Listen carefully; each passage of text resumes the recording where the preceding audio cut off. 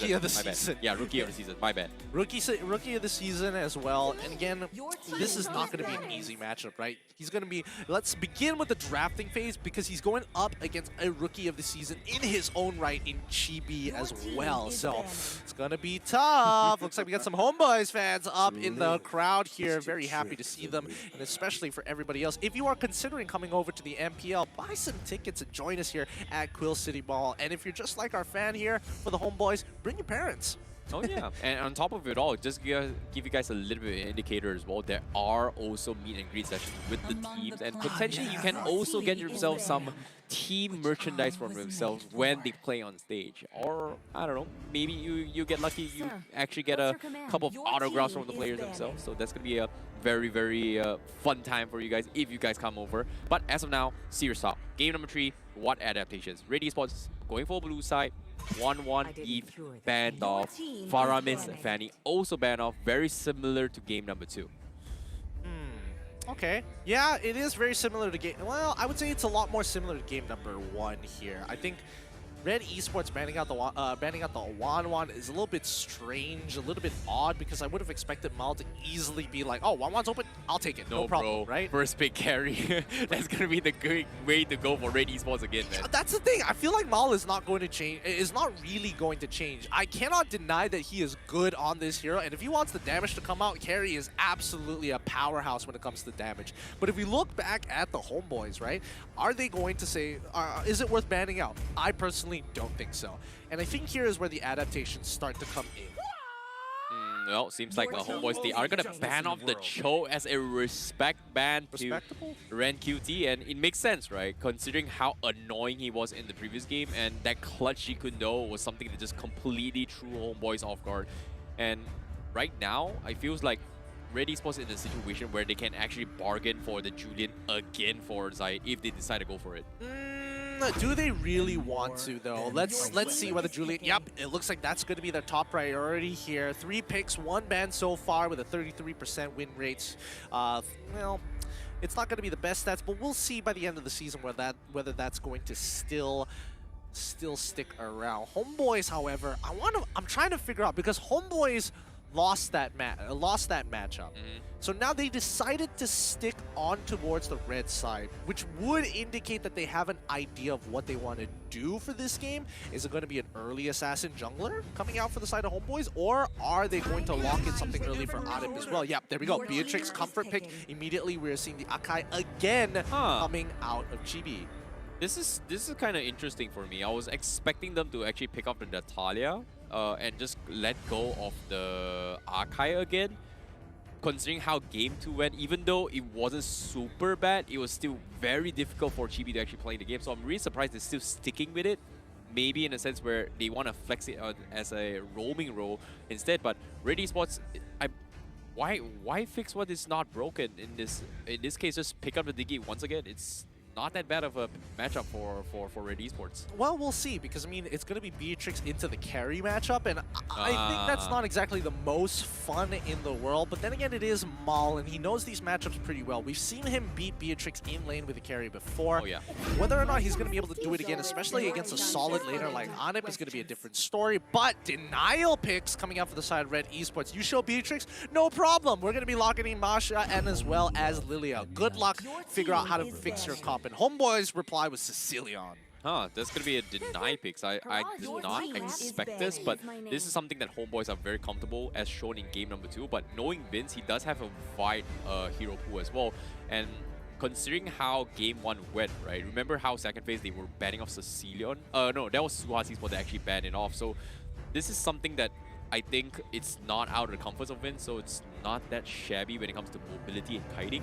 But I'm a little bit curious on seeing how the XP lane matchup is going to be right now for Homeboys, right? We haven't seen Sepa play Tamus.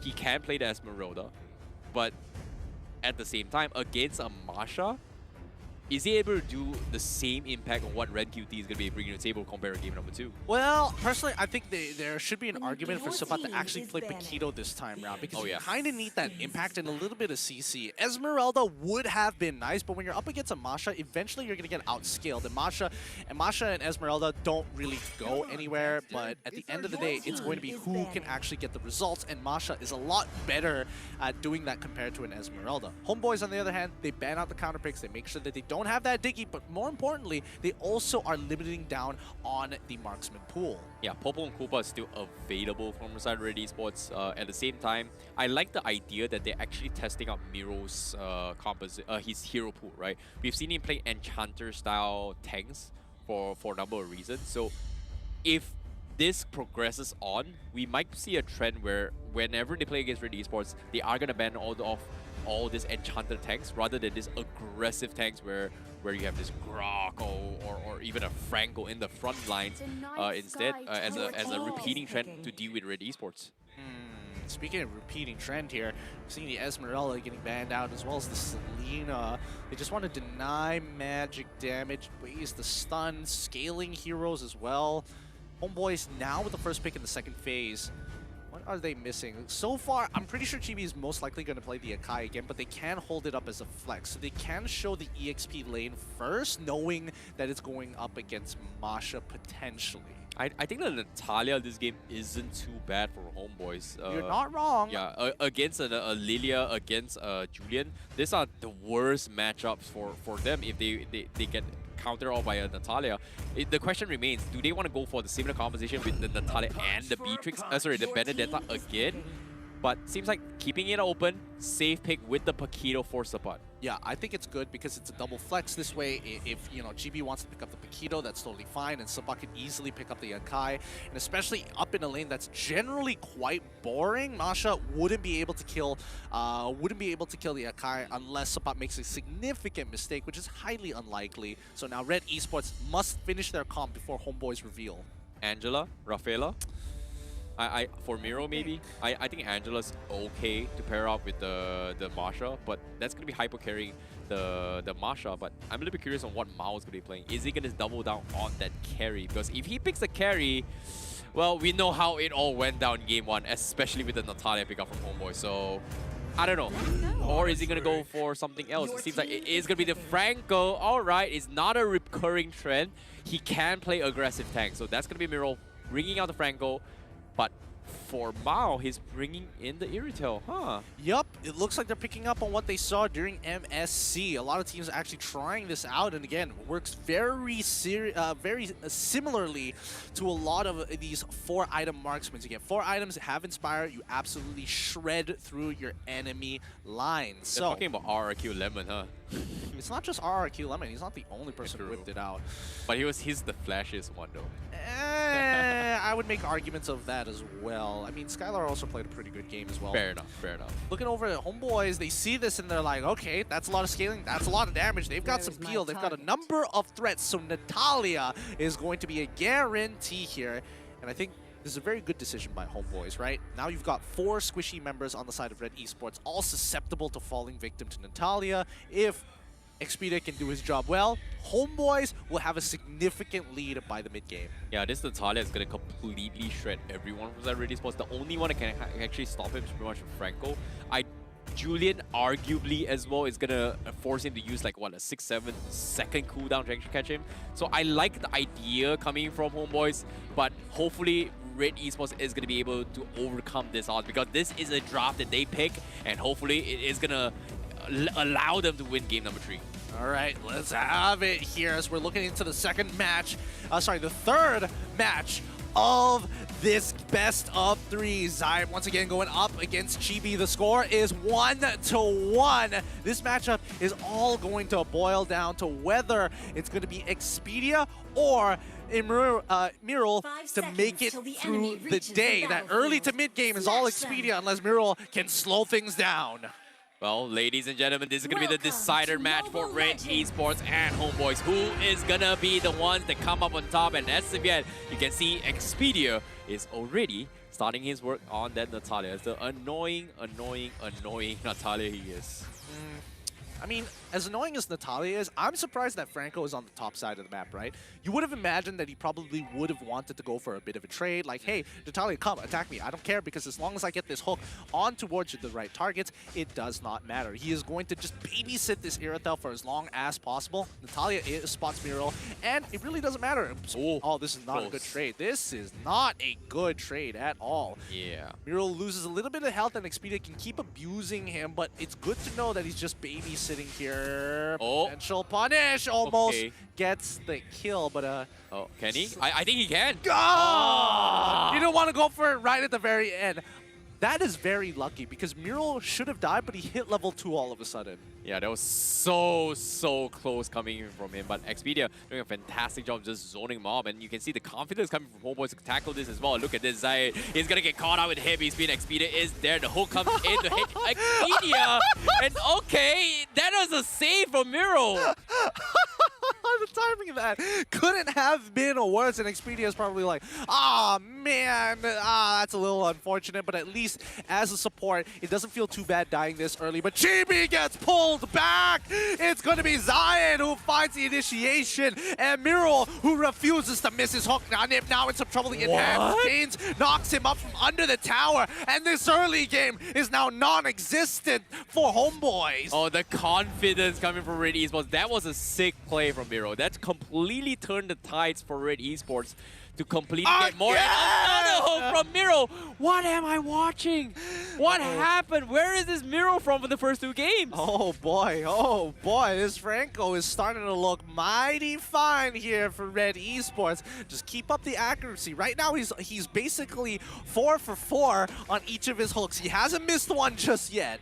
Yeah, that's kind of scary, but HOMEBOIS, like you said as well, early game, completely demolished. And Expedia, however, from the side, they get the kill on Julian, not the worst yet. And Rank QT going to be caught out on the sides, but at the same time, no retribution to contest the turtle. That's going to be HOMEBOIS taking it for themselves. Yeah, absolutely. And again, Red Esports, they try to make a play essentially happen, but HOMEBOIS says no. Expedia retaliates very well. But Red Esports, again, when they want to play for neutral objectives, they absolutely can, but Miro is basically just sitting and babysitting Mal for as long as possible. Mal might have taken a bad trade. Oh no! Shows up, but Anip doesn't.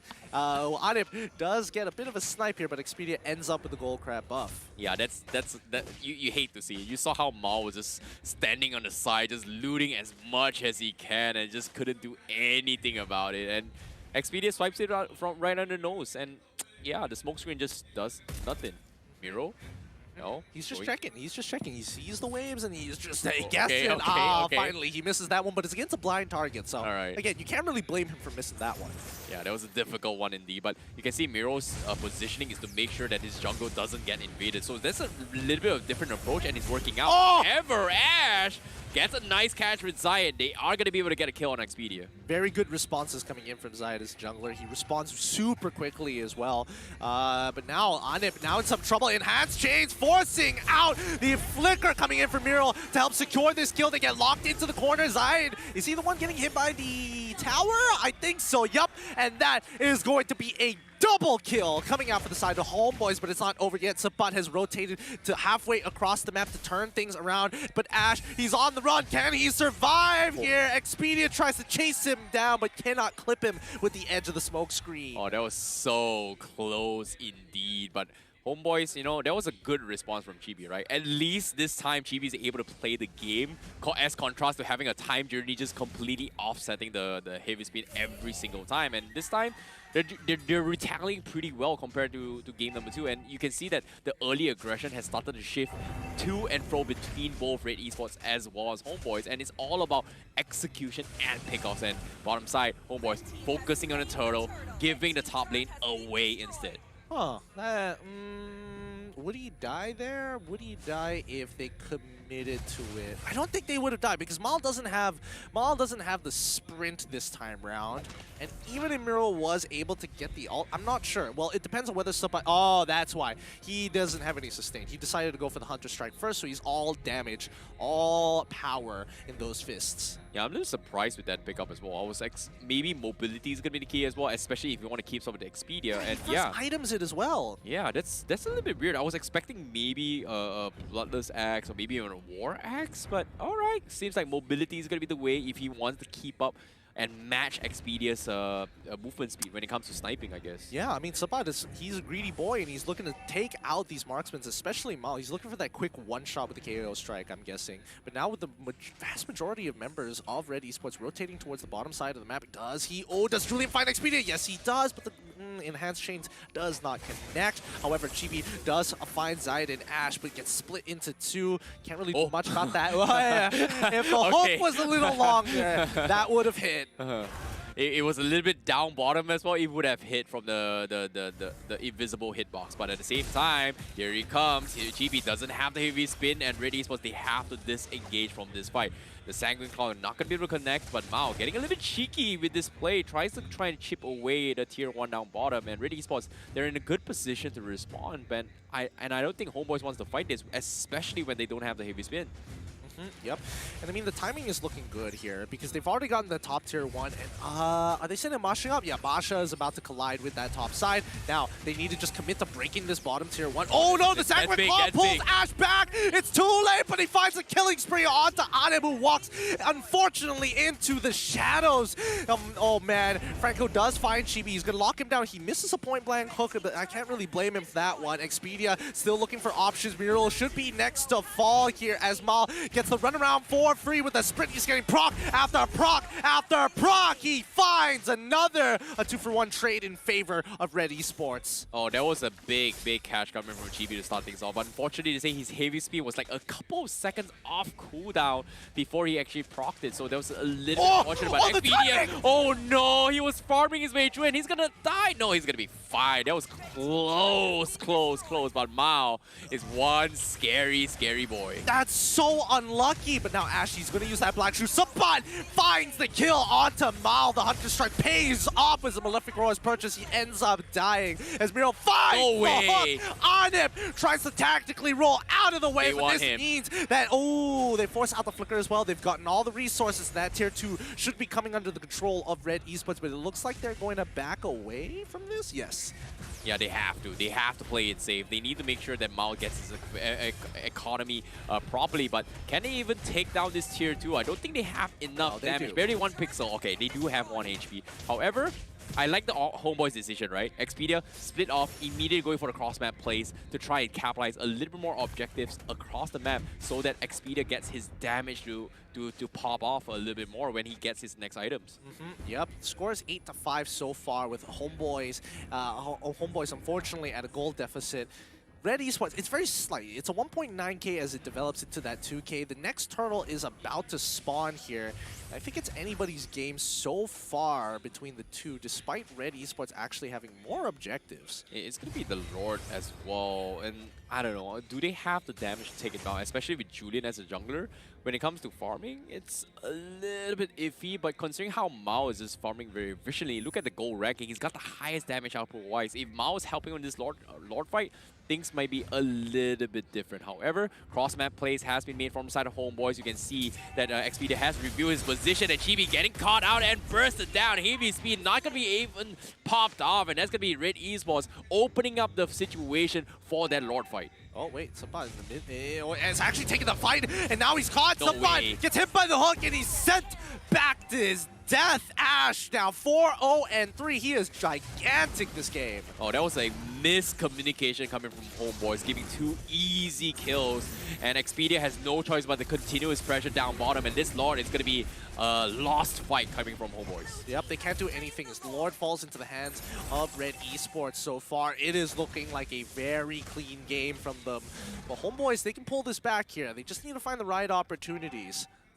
Yeah, and I feel like it's all up to Expedia now. He's playing in a role where he's going for this kind of cross-map plays, but at the same time, the Lord's pushing down bottom. If he finds a pick-off on the sides, or anyone in particular, it's going to be huge. And it seems like he is going to see Ash, but doesn't want to risk over-committing, as everyone from side of Red Esports is kind of off the map. In this case, Red QT is just hiding around, just opening up the map, finding for the right target to actually go in for the kill.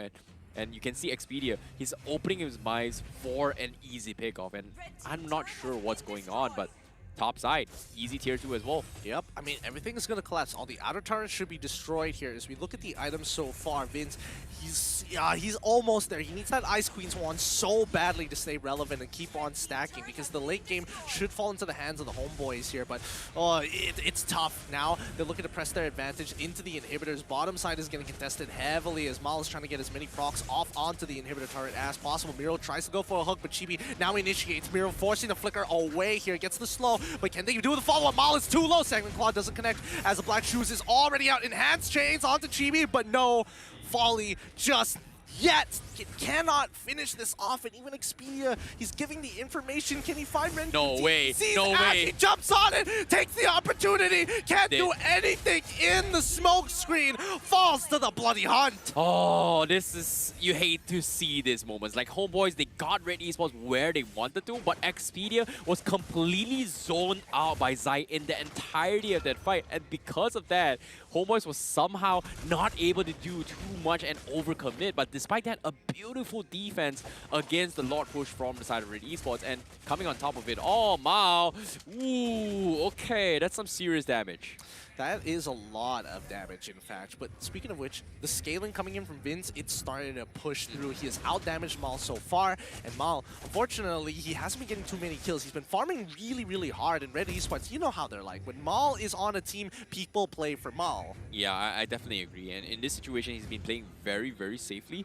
He's able to do a little more damage, but the biggest threat right now is still Expedia, right? You can see he's positioning very, very safely. He's not going for this kind of over-aggressive cross-map solo farms, which he's known for, just because of how Expedia has been trying to go for the hunt. And now Miro is going to find him off. Expedia tries to go for the hunt on this mob, and Miro is trying to conceal his way through, but Expedia, he's trapped, and he's dead, and they know his trap, and a big catch, and Chibi has no choice but to try and trade a fight. Pulls Miro back all the way to the base and takes him out. 1-for-1 trade at the expense of losing Serpent in the process, and Red Esports gets 2-for-1. Oh, that's a feels bad here. Can they look to break this inhibitor? Yes, they can. Break it already as Ren QT cracks it open. Homeboys can't do much about it. A 5K goal lead in favor of Red Esports, as now they look to solo the Lord. Miles blocks his sprint. He's gonna run him down. Chibi's the next to fall. Ren QT says hello and goodbye. Yep, Red Esports doing a fantastic job in game number 3, and like I said, gonna be able to take this Lord very, very easily compared to game number 1 and 2. So, homeboys, now what's the play right now? Expedia, homeboys is down by 7.4k. Expedia hasn't been able to do too much in all of these situations, realizing that this guy is one of the biggest threat from the side of Red Esports. While Miro has so much awareness to make sure that Expedia doesn't get super crazy on what he needs to be doing. Well, here's the problem, I think, because the 3 damage dealers who are supposed to take out these primary targets are getting either sniped or killed way too quickly. Anip, in particular, can't really play this game. Vince is trying his best, but he's the safest damage dealer out of them all. The 2 big ones is supposed to be Supan and Expedia, who are looking to make these plays, but as they're getting pressed and losing map control, it's harder for them to look for these flanks. Expedia, he's got a flanking position, but can he actually profit off of this? Another mid inhibitor falls down, and I think the last one is about to fall right here, as you see Ren QT, Miro, and as well as Ash walk right in. They're looking to go for the end here. Vince tries his best. He even is popping a sprint to ensure this fight. Jimmy looks for it. He pushes Mal away, but cannot secure this kill. Vince is trying his best to protect himself. Zion, he looks to end it, and they find it. Red Esports take the game 2-1 against the Homeboys and walk away with a victory.